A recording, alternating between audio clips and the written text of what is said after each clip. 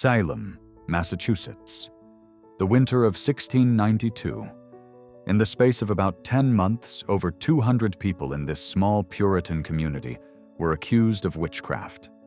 30 were found guilty. 19 were hanged. One man was pressed to death under heavy stones.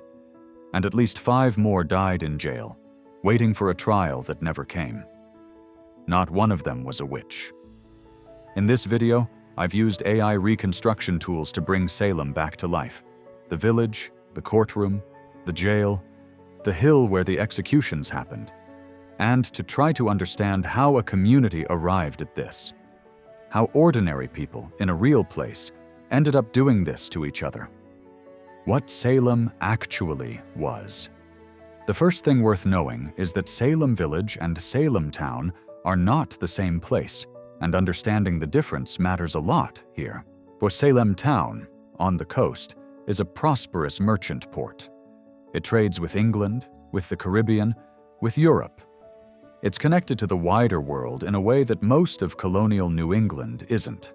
Salem Village, a few miles inland, today the town of Danvers, is something else entirely.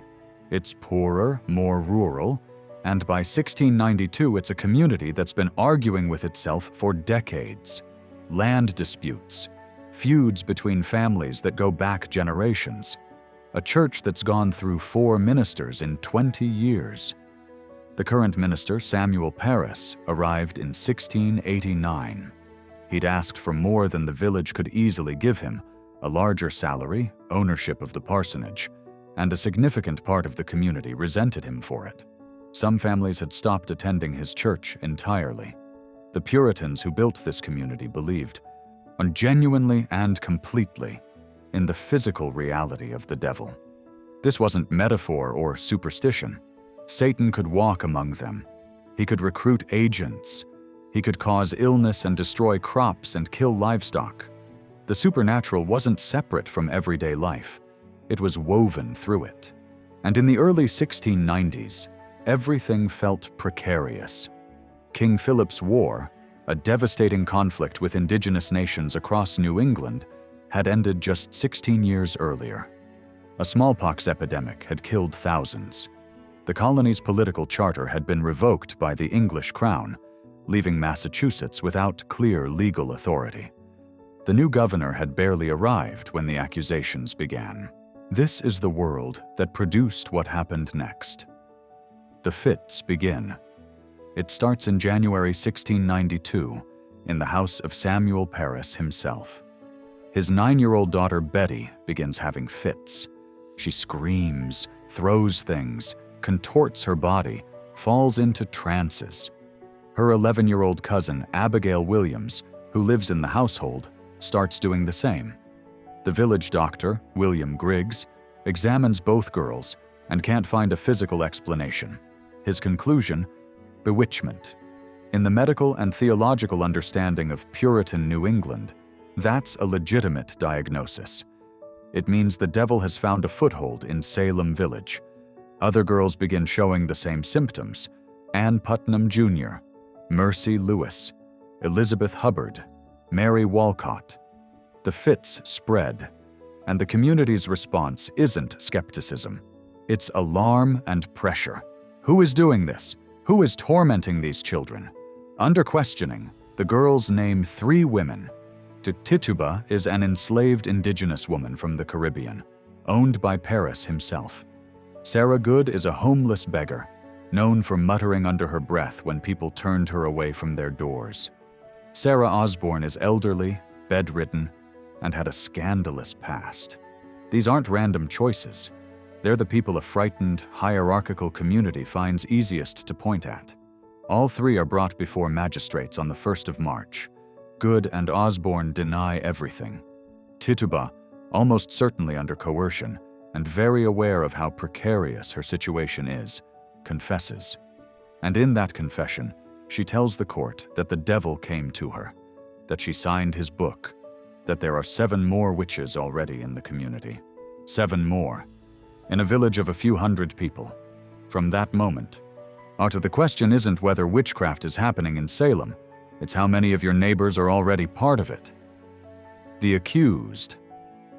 Once the accusations started, they didn't stop, and the logic of them shifted quickly. Martha Corey was a full, respected member of Salem Village Church.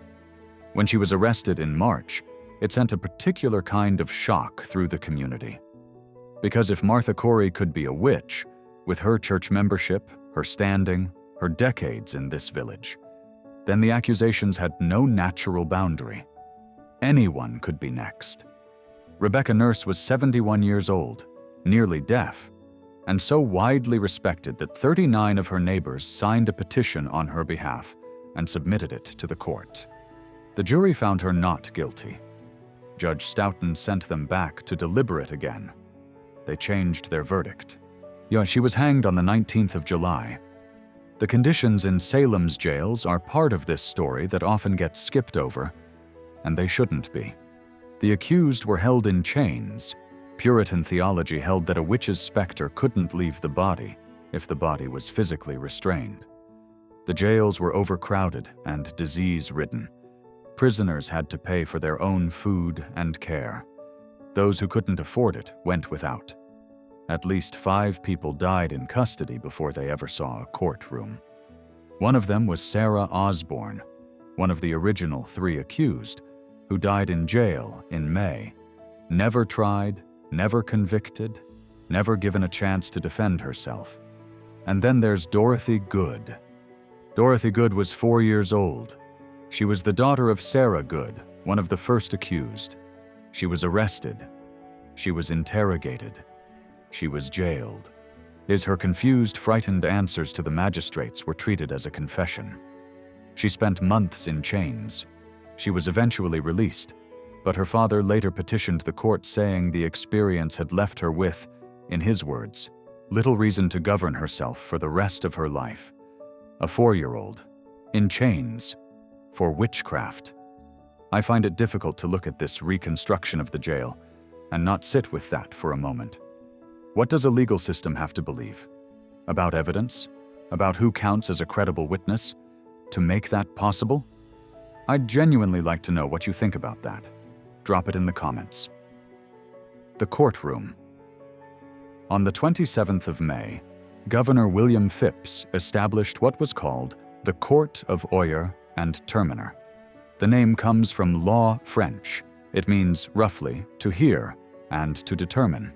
But the chief judge was William Stoughton, the lieutenant governor of the colony. He wasn't a trained lawyer. He was a minister. And he came to the trials already convinced that the devil was at work in Massachusetts, and that his role was to root that out. The first person tried before this court was Bridget Bishop on the 2nd of June. She was an older woman with a reputation for being independent and unconventional. She'd actually been accused of witchcraft 12 years earlier and acquitted.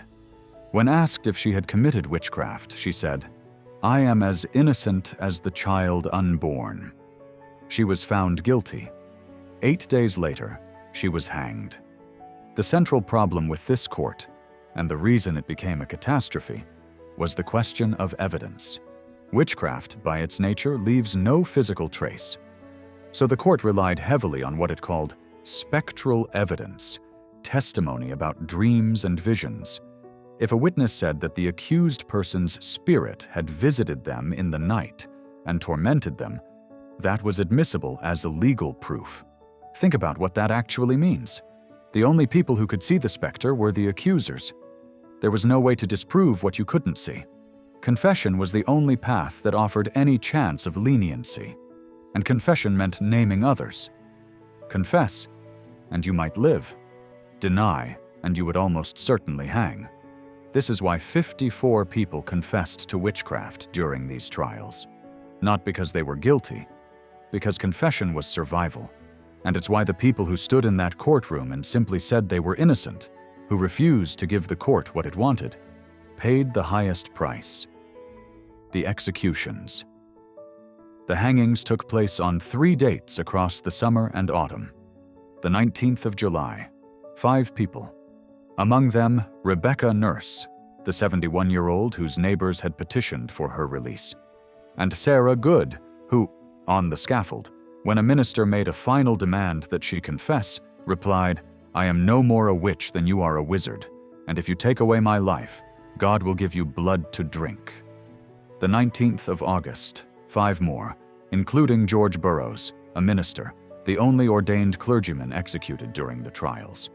On the scaffold, he recited the Lord's Prayer perfectly, which witnesses noted should have been impossible for a witch. When the crowd began to waver, Cotton Mather, watching on horseback, reminded them that the court had already convicted Burroughs, and the court's decision stood. He was hanged. The 22nd of September. 8 people, the largest single day of executions. And then there is Giles Corey, whose death requires its own account. Giles Corey was 81 years old. His wife Martha had already been convicted and was waiting to be hanged. When Giles was brought before the court and asked to enter a plea, he refused. Under English law at the time, a defendant who wouldn't plead couldn't be tried.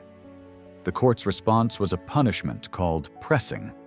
The accused was laid on the ground, and heavy stones were placed on the body, one by one, to compel a plea. Over 2 days, the stones were added. Giles Corey did not confess. He did not plead. But the only words he reportedly spoke during the entire process were, periodically, more weight. He died on the 19th of September. His wife Martha was hanged 3 days later. He remains the only person in American history to be pressed to death as a judicial punishment. How it ended. By October 1692, the logic of the trials was beginning to collapse under its own weight. The accusations had spread far beyond Salem village. Communities across Essex County were caught up in it. The number of accused had passed 200. And the names being put forward now included people of real social standing. Prominent merchants, respected figures, and reportedly even the governor's own wife. That last detail appears to have concentrated minds considerably.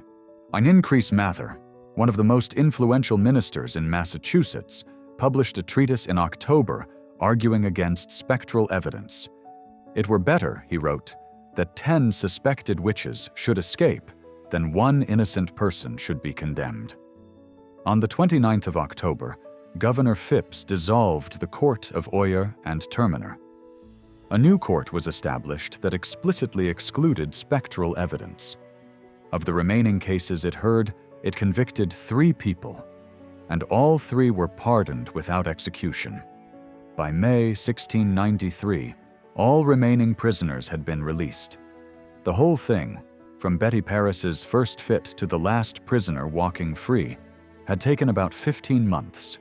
Historians still argue about what actually caused this: ergot poisoning from infected rye, mass psychogenic illness, political manipulation between rival families, genuine religious belief pushed to a breaking point, or something more specific to this community at this particular moment. If you have a view on this, I'd genuinely like to hear it. Leave it in the comments. The debate has been going for 300 years, and it's nowhere near settled. What came after? In 1697, Samuel Sewall, one of the judges who had presided over the trials, stood in his church in Boston and had a statement read aloud on his behalf. He accepted, in his own words, the blame and shame for what had happened. He asked for forgiveness publicly. He was the only judge from the Court of Oyer and Terminer who ever did that. In 1711, though the Massachusetts colonial legislature passed legislation reversing the convictions of many of the accused and offering financial compensation to the families. The process of exoneration was slow and incomplete. The last name to be formally cleared was Elizabeth Johnson, Jr. in 2022. That's 330 years after her conviction. What's strange about this case, when you look at it closely, is that it wasn't hidden at the time. The people running these trials were educated. They were in communication with the wider English world. They had access to legal principles that should have protected the accused. And yet, the Salem trials fed directly into the development of American legal protections. The right to confront your accusers, the presumption of innocence, the requirement for concrete, physical evidence. Those principles were shaped, at least in part, by what went wrong here. Sometimes I think the most honest thing you can say about Salem is that it shows what happens when a community is frightened enough, and the institutions that are supposed to push back on that fear instead go along with it. That's not a problem that disappeared in 1692. The memorial in modern Salem has 19 granite slabs. Each one has a name and a date. It sits at the edge of the old burying ground, yards from where the first hearings were held. It was dedicated in 1992, 300 years after the hangings, by Elie Wiesel. Remarkably, you can still visit this site today. The geography of Salem in 1692 and Salem now is not as different as you might expect. If there's another trial, another city, another moment in history you'd like to see reconstructed, let me know in the comments. I'd love to keep building this out with you. And if you want to see more of this, subscribe. There's a lot more coming.